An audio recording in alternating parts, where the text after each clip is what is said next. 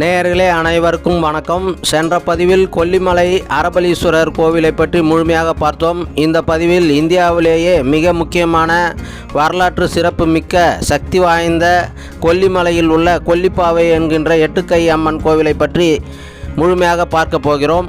இந்த கோவிலானது கொல்லிமலை அரபலீஸ்வரர் கோவிலிலிருந்து 2 கிலோமீட்டரில் உள்ளது. நேயர்களே, பதிவை இறுதி வரைக்கும் முழுமையாக பார்த்து பயன்பெறுங்கள். நேயர்களே, நமது சக்ஸஸ் மல்டிபிள் சேனலை சப்ஸ்கிரைப் செய்து கொண்டு பெல் பட்டனையும் அழுத்தி விடுங்கள். அப்படியே ஆல் சிம்பிளையும் அழுத்தி விடுங்கள். நமது சேனலில் வரும் அனைத்து பதிவுகளையும் பார்த்து பயனும் மகிழ்ச்சியும் பெறலாம். நேயர்களே, இந்த கொல்லிமலையை சுற்றிலும் இன்றும் பழமை மாறாமல் அடர்ந்த மூலிகைகள் நிறைந்த வனப்பகுதியாக உள்ளது என்பதை பார்க்கும் பொழுதே நீங்கள் உணர்ந்து கொள்ள முடியும். இதற்கு கொல்லிப்பாவையும் இங்கு அருவுருவமாக இன்றும் வாழ்ந்து வரும் சித்தர்களும் தான் காரணம். இந்த கொல்லிமலைக்கு சதுரகிரி என்ற பெயரும் உள்ளது. இந்த மலையிலிருந்து பார்த்தால் சதுரம் வடிவில் தெரியும் அமைப்பு கொண்டுள்ளது இந்த மலை. இந்த கொல்லிப்பாவை என்கின்ற எட்டுக்கை அம்மன் கோவிலுக்கு இந்த நுழைவு வளைவு வழியாகத்தான் செல்ல வேண்டும். இந்த இடத்தில் எதிரில் கார் பார்க்கிங் வசதியும் உள்ளது. அங்கே நிறுத்திவிட்டு செல்லலாம். மேலும் ஷேர் ஆட்டோ மற்றும் பஸ் வசதியும் உள்ளது இந்த கோவிலுக்கு வருவதற்கு. இந்த செல்லும் வழியிலேயே கோவிலுக்கு தேவையான பூஜை பொருட்கள் அனைத்தும் கிடைக்கின்றன, வாங்கி செல்லலாம். இந்த வழியாக இறங்கி செல்லும் பொழுது சுற்றி உள்ள இயற்கையை ரசித்து கொண்டே செல்லலாம். அதாவது 250 மீட்டர் அளவுக்கு, அதாவது 1/4 கிலோமீட்டர் அளவுக்கு படிகள் வழியாக சென்று அம்மனை தரிசனம் செய்யலாம். இந்த கொல்லிப்பாவையானவள் கிட்டத்தட்ட 15,000 ஆண்டுகளுக்கு முற்பட்டு இங்கு இருந்ததாக சித்தர்களால் சங்ககால ஓலைச்சுவடிகளில் எழுதியுள்ள சான்றுகளின் மூலம் அறியப்படுகிறது. அதாவது இந்த கொல்லிப்பாவை குமரி கண்டத்தில் தொடர்புடையதாக சொல்லப்படுகிறது. அந்த காலத்தில் மொத்தம் 9 பாவைகள் தென்னகத்தில் இருந்துள்ளது. அதில் 8 பாவைகள் குமரி மற்றும் லெமோரியா கண்டத்தில் இருந்துள்ளது. அந்த 8 பாவைகளும் கடல் உள்வாங்கியதனால் அழிந்துள்ளது. தற்பொழுது ஒன்று மட்டும் இந்த கொல்லிமலையில் மிக சக்தியுடன் இருந்து வனத்தையும் மக்களையும் காத்து வருகிறது. ஆதி காலத்தில் சித்தர்களும் முனிவர்களும் தென்னாட்டில் உள்ள பல அடர்ந்த மலைக்காடுகளில் தவம் செய்தும் சித்த மூலிகை மருத்துவத்தை ஆராய்ந்தும் குகைகளில் வாழ்ந்து வந்துள்ளார்கள். அதில் குறிப்பாக சதுரகிரி மலை, திருவண்ணாமலை, பர்வதமலை, தென்பொதிகை மலை, பழனி மலை, சென்னிமலை, சிவன்மலை, சபரிமலை, பொன்னூதி மாமலை, திருச்செங்கோடு மலை, திருப்பதி, திருப்பரங்குன்றம், திருத்தணி, பழமுதிர்ச்சோலை போன்ற மலைகளில் தவம் செய்து வாழ்ந்து ஜீவசமாதியும் அடைந்துள்ளார்கள். அதே போலத்தான் பலாயிரம் ஆண்டுகளுக்கு முன்பு இந்த கொல்லிமலையிலும் 18 சித்தர்கள் மற்றும் முனிவர்களும் தவம் செய்து வந்த பொழுது அவர்களின் தவத்தினை கலைப்பதற்காக அசுரர்கள் இந்த கொல்லிமலைக்கு வந்து பல தொந்தரவுகள் செய்துள்ளார்கள். அந்த கொடிய அசுரர்களை அழிக்க வேண்டி சித்தர்கள் இந்த கொல்லிப்பாவை சிலையை செய்து அசுரர்கள் வரும் திசையில் வைத்து அவர்களை அழித்தார்கள் என்பது வரலாறு.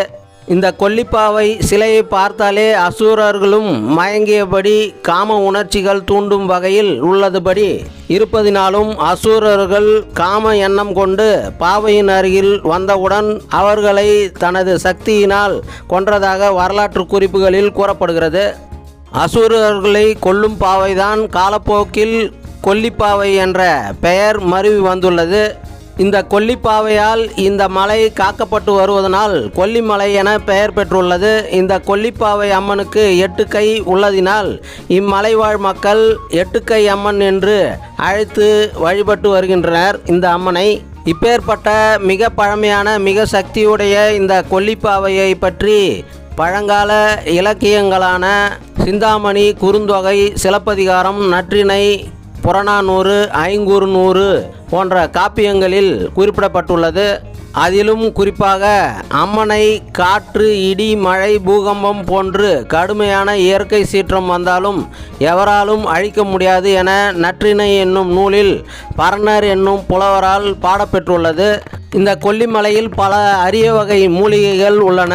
அந்த மூலிகைகளை பறித்து செல்வதாக இருந்தாலும் சரி, கொல்லிமலையில் உள்ள சித்தர்கள் வாழ்ந்த தவம் இருந்த குகைகளுக்கு செல்வதாக இருந்தாலும் சரி, இந்த எட்டுக்கை அம்மனிடம் வந்து வேண்டி பூ வைத்து பார்த்து உத்தரவு கிடைத்த பின் தான் செல்ல வேண்டும்.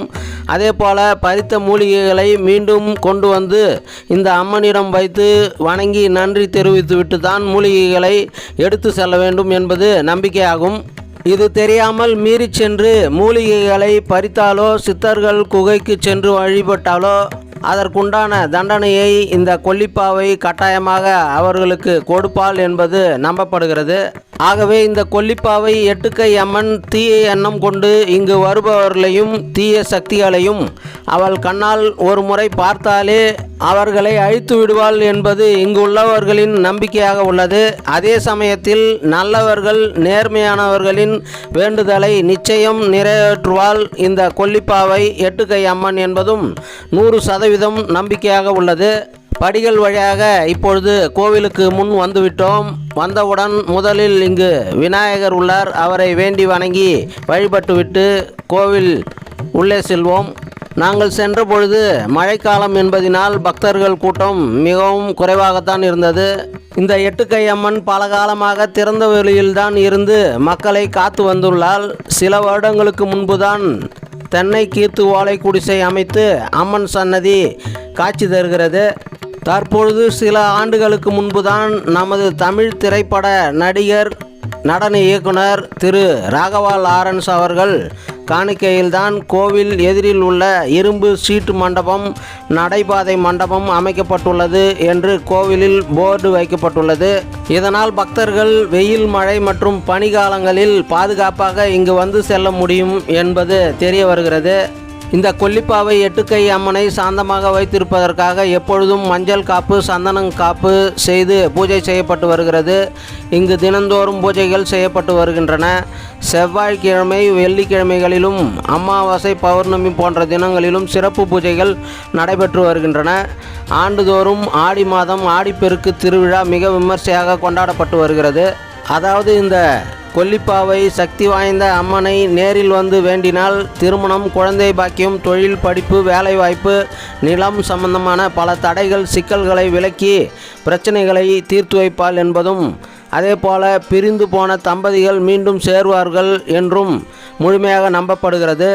இந்த அம்மனை வந்து வேண்டிக் கொண்டு கயிறு கட்டலாம், செப்பு தகடில் எழுதி கட்டலாம், மணி கட்டலாம். அதே போல சொத்து, நிலம் பிரச்சனைகள், எதிரிகளின் தொல்லையிலிருந்து காக்கவும் பூட்டு வாங்கி கட்டலாம். அதே போல பிரிந்த தம்பதிகள் ஒன்று சேர அவர்களுடைய பழைய ஆடைகளை கொண்டு வந்து இங்குள்ள சூலத்தில் கட்டலாம். இது தவிர அம்மனுக்கு அபிஷேகம், பூஜை செய்யலாம். வெண்பொங்கல் வைத்து படையல் போட்டு வழிபடலாம். மேலும் ஆடு, கோழி காணிக்கைகள் செலுத்தலாம். பக்தர்களே, இங்கே கட்டப்பட்டு இருக்கும் இந்த கயிறு, தகடு, பூட்டு, மணி போன்றவைகள், துணி போன்றவைகளை பார்த்தாலே உங்களுக்கு இந்த அம்மனின் சக்தியை பற்றி உணர முடியும், தெரிந்து கொள்ள முடியும்.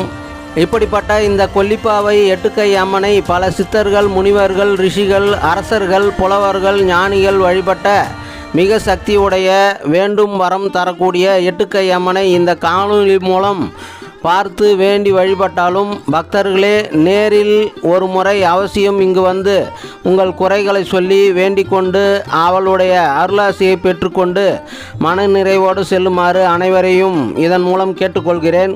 நேயர்களே, மிக நிறைவோடு இந்த அம்மனை மிக அற்புதமாக தரிசனம் செய்து அவளுடைய அருளாசியை பெற்று மன நிறைவோடு வந்தோம். இந்த கொல்லிப்பாவை எட்டுக்கை அம்மனின் அருளாசியுடன் தான் இந்த பதிவை உங்களுக்கு முழுமையாக காண்பித்துள்ளேன். நேயர்களே, ஒரு குறிப்பு: இந்த குளத்தருகில் யாரும் சென்று இறங்க வேண்டாம், இதில் விஷப்பாம்புகள் உள்ளது என்று அங்கு உள்ளவர்கள் கூறினார்கள். நேயர்களே, இந்த சக்தி வாய்ந்த கொல்லிப்பாவை எட்டுக்கை அம்மன் பதிவு நிச்சயம் உங்களுக்கு பிடித்திருக்கும். இந்த பதிவை அவசியம் லைக் செய்து வைத்துக்கொண்டு பதிவை அனைவருக்கும் அவசியம் ஷேர் செய்யுங்கள். அவர்களும் பயன்பெறுவார்கள். அதனால் உங்களுக்கும் புண்ணியம் கிடைக்கும்.